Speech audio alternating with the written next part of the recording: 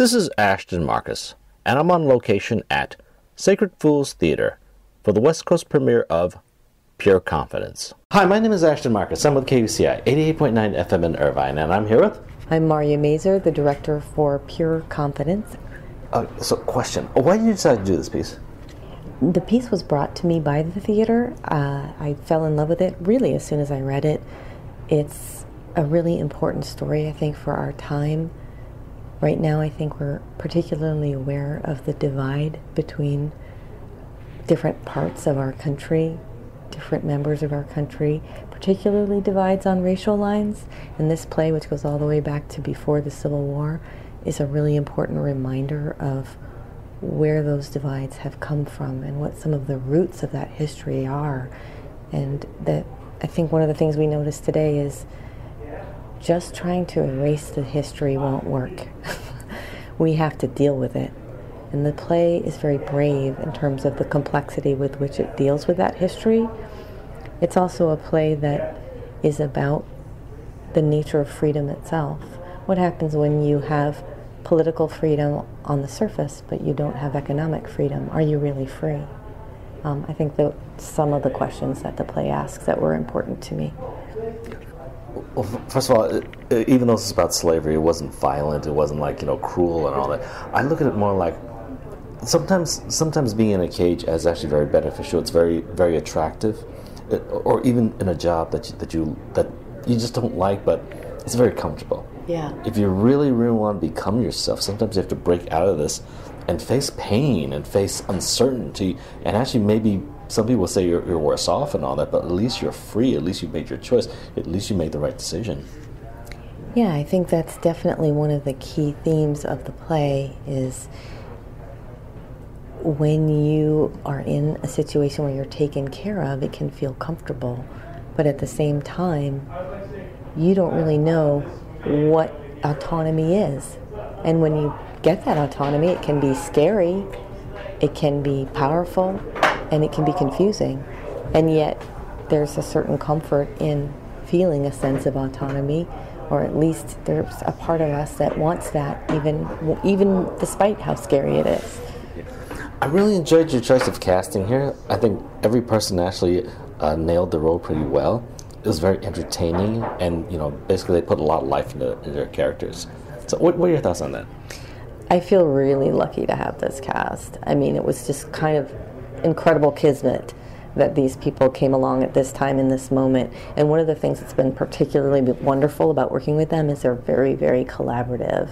And I felt that, particularly as a white Jewish woman director, I needed to create a very collaborative space with the cast in order for us to deal with very sensitive, personal, emotional issues about race and class and gender relationship and everything else in a room together where we really felt safe. And that always was the case because of this cast, because they were so open and willing to just get out there and be vulnerable, which is really what the work of being a theater actor is. Question, speaking about casting, what do you look for in your casting, at least for this play? Number one thing I look for is emotional availability and willingness to take chances. Of course, they have to be in the ballpark of the right type for the character, but it's really about understanding how to be active on stage, be in a journey with another actor, be open to what they offer up, shift your performance according to what you're receiving from another actor, because that's what's interesting to watch. It's interesting to watch people really engage. And luckily we have a cast that's all incredibly capable of doing that. Well, again, I really enjoyed myself tonight. The type of theater I like is usually very dark, very ugly, very, very gritty and all that. This was a little more lighter, but I still enjoyed myself. I was very entertained. I thought the actors performed very well, and I thought the story was actually very pleasant. Oh, wonderful. I think although it definitely serves to entertain, it does have in some ways a dark message at certain times, but it allows us to experience that message with some moments of humor and fun. Yeah. Okay, once again, I really enjoyed myself. Thank you very much for being on the show. Thank you. Hi, my name is Ashton Marcus. I'm with KUCI 88.9 FM in Irvine, and I'm here with Armand Dorsey. Well, I was born and raised in Oakland, California. I moved to Los Angeles about 4 years ago. Well, no, 3 years ago, excuse me. And I moved here for my acting career. And this is my debut stage performance in LA. So I was very blessed and honored to be part of Lower Depth Ensemble and working with this incredible cast on this very important piece of history. I play Simon Cato. Simon is... I would love to meet a Simon Cato, and I hope that I hope that I embody him well. He's very proud, and he's very determined, and he's got goals, and he's smart, and he's the kind of person that everybody probably wants as a best friend or a good friend. He's just a real champion in terms of like what he does, how he does it, unapologetic about his talent and his skill, and I think he really wants to be rewarded for the stuff that he does and the good that he does. And, you know, he's got that singular vision of, I want to be free, I want to be free. And it's a huge theme. And it's like, well, what is freedom? Is freedom riding and being free and having passes? Or is it having license of choice, license of decision? And I think the play really explores those two sides of what freedom is in terms of what it means to the other characters and what it means to Simon. Well, first of all, I really like the way you played your character. You really nailed him. Because, again, some people would play a slave as being angry or as being proud or as being... I can't quite put my finger on it, but I could feel the mannerisms, southern mannerisms, like you were trained to be this way. But also you weren't really... You know, it wasn't like, you know, poor me, look at me, I'm a slave. It wasn't that. It was actually a guy going through his normal life and obviously telling everyone, hey, I want to be free. Well, that's the great thing about Carlyle and the way that he wrote Simon. We have a lot of cues on who he is as a person in the text, and just like I would imagine, you know, I wasn't there during slavery time, but people have emotions, they have feelings, they have things that make them riled up, they have things that make them happy and sad, and those things definitely happen with Simon. There's hope, there's dreams.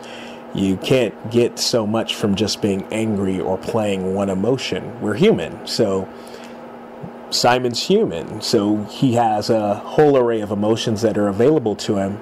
It would be doing him a disjustice just playing the anger, which is one of the wonderful things about this story. There's a lot of stories out there about traditional slavery and what that is and what that means, and we see a big ugly side of it. Not saying that all of slavery is not ugly, but what we get with this story is we see a lighter side or a different side of slavery that was also part of reality in that time. Question, as an African-American actor, what are your thoughts about playing a slave? I mean, is it like, well, I mean, the only reason they chose me is because I'm black, or is it like, I can't play a slave? No, I do not want to do this. I just can't go there. What is it? What are your thoughts on that? Well, for me, it's a piece that takes place in the 1860s. So that was what was real. That was the life. That was what was prevalent. I think people can do themselves an injustice if they don't allow themselves to play things that actually happened in history. It's a real part of history. I think it's very important that we continue to tell stories, lest we forget. You know, when you forget something, you're doomed to repeat it. That kind of mentality. Also, Simon's a very smart character. It's hard to say, oh, I'm not going to play Simon because he's a slave. Well, in 1860, slavery existed. I think the injustice comes when you have a stock character or a Jim Crow character or somebody that plays an archetype that doesn't have real feelings, that doesn't have real emotions, that doesn't have different sides. We don't get this with this show. We don't get that with Pure Confidence. I can go on and on. It's like, okay, these are the roles that are allowed us, or these are the roles that are available to us. I'm an actor. I was hired to tell a story. If I'm able to tell that story and it makes people think, and it makes people remember, and it creates dialogue and conversation, then I'm doing my job as an actor. It just so happens that the character I play is African American and is a slave. That's the character I play today. Tomorrow I might be playing a totally different character. My thing is, I like to be seen as an actor who's playing a role. And today, that's just the role. If my viewers decide to come out and see this piece, what should they expect to see? I think they should expect to see a story about friendship, decision, and real characters navigating through a life that's set in the time of slavery. You've got the couple who's trying to do their best within the constraints of what is legal and what is the law and what is expected. Very much like we navigate through anything. We navigate within the confinements of law, what's expected, what's normal. The time of this play, slavery is normal. And they should be, people should expect to see, okay, here's a portrait of something that occurred. This is one story. This is one side. Just like any other story about slavery or in the 1800s tells a story about this is what was happening in this part of the world. This is what was happening between these people. This is what was happening on this plantation during these times. Once again, I really enjoyed your performance. I thought you really nailed the character. You gave a lot of dignity, but in a sense also you actually clarified the message too of basically what freedom really is. Because in a sense, it could be almost like a marriage, like a woman who's basically, a husband treats her pretty well, but doesn't treat her like a human being. Gives her everything she wants, almost treats her like a pet. That's kind of like what it was. And then she comes out and says, I don't want to be treated like a pet. I'm a human being. Treat me like a human being. That's kind of the message I get. It was very clear because it wasn't hidden by, say, gunfire. It wasn't hidden by, say, whipping or that side of it. It was actually very, very clear. Okay, well, basically, I really enjoyed your performance. I thought you were fantastic. I actually enjoyed the entire piece, the entire play. And thank you very much for being on the show. Absolutely. Thank you. Hi, my name is Ashton Marcus. I'm with KUCI 88.9 FM in Irvine, and I'm here with... And I'm William Salyers. I'm primarily known as a voice actor. Yours is great, by the way. I probably best known for the 6 years of playing the role of Rigby on Cartoon Network's regular show. And I've done a bunch of video games and a bunch of plays. And which character did you play tonight?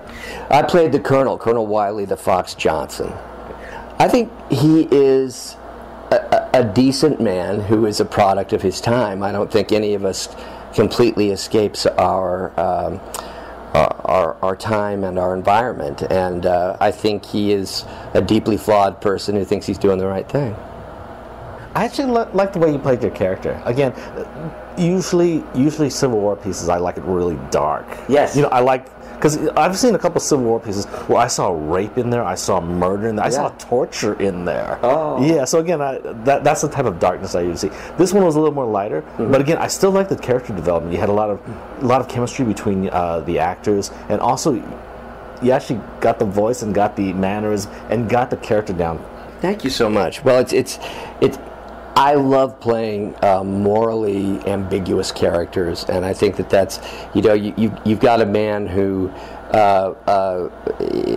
deeply loves another man as a friend, and the whole thing is complicated by the fact that he owns him, and I think that Carlisle Brown's play is brilliant in that it really points to the dehumanization as being the great sin, even more so than the slavery itself. The fact that, as we see in the second act, no big spoilers, but freedom can just be a word if you're not being treated like a human being. Yeah, that was one take I did notice in the play. It's like freedom isn't just a piece of paper. It isn't just a law or something like that. Right. It actually is something that you have to find within yourself. Because there's some people who are actually free who really aren't free. Yes, that's right. Yeah, you can freedom to some degree is a mindset. I think what's fascinating, when I was doing the research for this play, there was a period immediately following the Civil War before the white previous slave owners and the white landowners figured out a way to use the civil laws to essentially enslave people again. There was a period of relative freedom and prosperity where black people were voting and holding office, and then the white landowners kind of circled the wagons and figured out a different way to achieve the same thing. Yes, that was during Reconstruction. Correct. I hear that was very terrible times, all the way up until the 60s. Yeah, right. You could really argue that the Civil War, America's Civil War, didn't end until the 1960s. Yeah. Okay. Once again, I really enjoyed the piece. I enjoyed your character. I thought you just nailed your character. Oh, great. Okay. Thank you once again for being on the show. Thank you so much. Hi, my name is Ashton Marcus. I'm with KCI 88.9 FM in Irvine, and I'm here with Eamon Hunt. I grew up in Chicago, moved here about 25 years ago to Los Angeles. I started acting in 1980. I'm pretty much a TV actor. I got away from theater, so I'm really happy to be back doing theater. I played DeWitt and the hotel clerk. What's your take on those characters?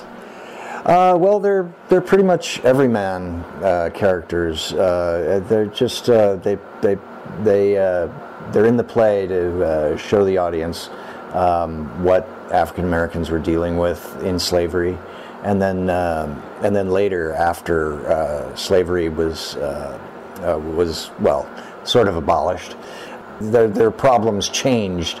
They didn't go away, and that's especially the hotel clerk. I'm there to show that. It was even more difficult because the Northerners didn't necessarily want anything to do with African Americans. They didn't want them to be slaves, but they were still racially prejudiced, and they didn't want anything to do with them. So Southerners had a function and a role for them to play, but Northerners didn't want anything to do with them. They just lowered the labor and all the things that we're hearing today. It's those are the things that they dealt with. Well, first of all, I really enjoyed the play. Basically, I thought it was very entertaining.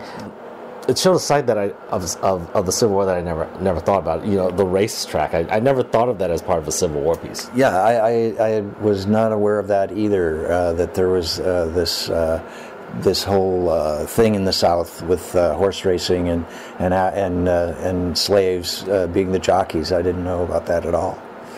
Yeah, if my viewers decide to come by and see this piece, what should they expect to see? I think it's a thought-provoking piece. I think it's a new look at the subject, and it's an interesting take. It's really something people should see, and you think about it. Yeah. Usually, I like very dark theater. I mean, I remember the last couple of Civil War pieces that I've seen. There was like murder in it, there was rape in it, there was like torture in it. This one was a bit lighter, but when I think about it, some people don't like theater very dark. For them, they would actually enjoy this piece really well because it was very wholesome, but it actually made you think a lot too. Yes. That's what I mean. Is it? We've had a lot of stuff, movies and theater and everything about how horrible it was, and certainly it was. But here's a piece where it basically says this is the best situation you could be in as a slave, and it still stinks. So and it. I think it's great that most of the characters, even the white characters, are not monsters. Like I said, they're everymen. They're just the people who lived then, and they weren't aware that they were doing evil. And I think it helps us think about what we do. Because we don't think we're monsters either, but a lot of times we perpetuate these situations, without knowing it. Yeah, I guess that's actually a very good point. It's like, this isn't you don't see dark murderers here, but these people still cause I guess caused a great sin and caused a great tragedy, and they didn't even realize. They thought, well, what am I doing? I'm just making a living. I'm treating everyone as well as I can. But they were actually perpetuating racism. They were owning people. Right, exactly. You know, I mean, and how seductive. You know, like you're better than these other people. You can tell them what to do, and you know they'll smell like horse, and you don't have to. You know, and it's very seductive. I mean, you would have to be an extraordinary person to stop and think, hey, this isn't a good deal for these people. You know, so it's a little beyond what most people are able to do. Yeah. Once again, I really enjoyed the play. I enjoyed your characters. Oh, your characters also. Oh, thanks. Thanks a lot. Thank you very much for being on the show. Well, thank you. Hi, my name is Ashton Marcus. I'm with KUCI 88.9 FM in Irvine, and I'm here with Tamara Graham. I'm from Detroit, Michigan. I went to college at NYU, ironically not for acting, for psychology, and I'm just happy to be here, happy to be finally pursuing my dream. I played Caroline. Caroline is strong, and she's very smart, so she doesn't always play how strong she is. So in that way, she's very kind of strategic and thoughtful about when she'll show exactly who she is, and when it's more safe to be a little more discreet about her true intentions and thoughts. You're a psychologist. What do you think about this play as a psychologist? Was it all just a mindset? I mean, is freedom a mindset? Is it actually a reality? Can people actually be slaves and just be free? I mean, like there was actually a scene there that says, you are free, even though he was a slave. Right. I mean, I think there's definitely that maybe metaphorical meaning to it. But I think in this play, especially, and just in general, in society in general, that kind of underplays how important the actual reality of freedom is. To sort of say, oh, you know, yeah, you are free. I'm not free, you're free. It sort of downplays how meaningful actual freedom was back then when people were slaves. And even now, you know, there's a parallel to many instances that are going on today where people of color and other minorities aren't as free as the majority. If my viewers decide to come out and see this piece, what should they expect to see? What should they expect to see? They should expect a show that is going to make them think, that's going to make them uncomfortable, that's going to make them feel, whether they want to or not, that's going to make them laugh surprisingly, and hopefully that's going to leave them walking away with more to discuss. Yeah, I really liked the show. I thought it was very entertaining, and I actually liked the way you played your character too, because it's actually the things you didn't say. It's the movements you didn't do that actually put you as a person of that time, as a person who you're not supposed to be outspoken. You're not supposed to do this, almost as if you're trained to be a certain way. Right. I mean, I think that was a part of, you know, the genius in a way of Caroline. And, you know, the play is meant to show the peculiarity of slavery and the relationships between slaves and their masters at that time as well. So I think, yes, she was calculating and thoughtful about when she would act or behave a certain way. But, you know, I think she also had a respect and a love for, you know, the people who owned her, because she didn't really know much else. But at the same time, she knew something was missing. She knew she had a family of people who looked like her, who had the same experience as her. And so I think she longed for that. So yeah, you know, she learned a lot from Maddie, her master, the woman that she tended to. And I think that's a part of, you know, her tension, you know, between loving this woman who brought her up, but also wanting to be free of her. So I try to, you know, play all of those textures, because she's not a one-dimensional person. And, you know, I think this play, I'm so happy to be a part of it, because, you know, when I first heard that I was going to be playing a slave, or I was even auditioning for a slave, I had mixed feelings about that.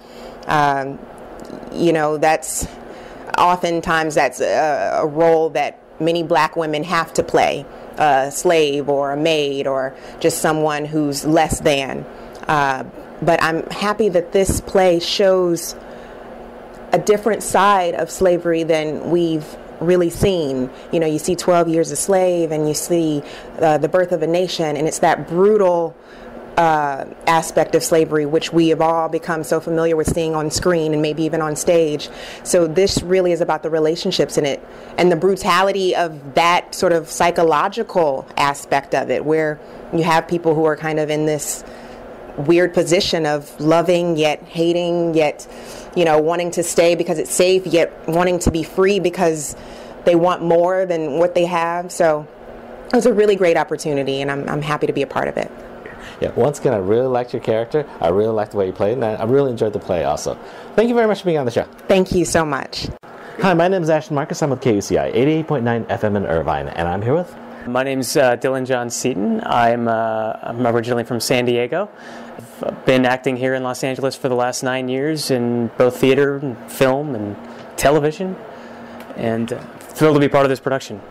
I play a couple of characters, the auctioneer and also Tom Rowland, who has a prominent role in the second act of the play. He's a reporter. Tom is an interesting character. You see some overt racism in this play, but Tom is a character who refuses to say the N-word and may even be repulsed by the sound of it. But at the same time, you see Tom embrace and even perpetuate these racist narratives, and he kind of embodies a different brand of racism, a what we might call now a quote unquote well-meaning white person, and it's a racism that can be dangerous because it's not so overt. I really enjoyed myself tonight. Basically, I usually like really dark theater. I mean, I've seen some Civil War pieces where there was murder in it, there was rape, and there was torture in it. Mm-hmm. And those are actually the dramatic theaters that I really like. This one was actually a little lighter, but I thought it actually had a pretty good message in terms of focusing on just exactly what freedom really is. Absolutely, I would agree with you 100%. I think Carlisle Brown does such an effective job of addressing our nation's dark history of racism, and like you said, what freedom really is, and also touching on the post-war Jim Crow and systemic racism that lingers on until today. As you see at the end of the show, I won't spoil it, but yeah, it really is a play about what really is freedom, and I think he addresses that so creatively with the use of this 19th century horse racing, a world which none of us previously knew anything about because it's a history that's largely been buried. So we've all learned quite a bit from being a part of this. Why do you think the horse race was in there? Do you think it symbolized something, or was it just something, a bit of a curiosity? Well, the horse, I think there's a line in the play where Simon Cato, the lead character, says, "Do you think a man is like a horse?"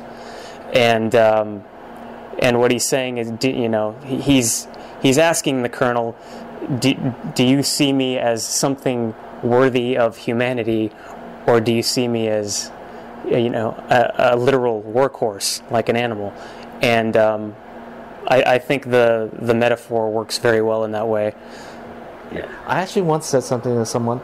I said, the racehorses are so valuable. They're worth like millions, even in stud fees alone. So if I was in a building with a racehorse and it was burning down, there is actually an argument that some people say they should save the horse and not me. Right.